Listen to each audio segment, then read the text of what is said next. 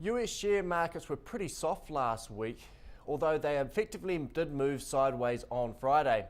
A raft of poorer economic data, as well as weak earnings results out of technology shares, did drive markets lower. Asian markets did see a boost over the weekend after the Agricultural Bank of China has completed the largest initial public offering of shares ever.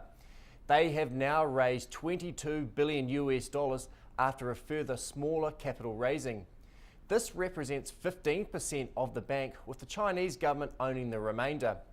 Putting this into context, the bank is the fifth largest in China, and its equity still manages to mean it is 40 times the size of Fonterra. After starting last week trading over 73.2 against the US, the Kiwi dollar has been moving backwards. It starts this week trading just over 70.5 against the US. Markets have been fairly pessimistic about the medium-term prospects for global growth, and this is generally not good for appetite for both the New Zealand and Australian dollars. Add to this some soft employment data out of Australia, where unemployment has risen to 5.3% and appetite has slipped. Wholesale interest rates have also been moving backwards based on weaker fundamentals for the market.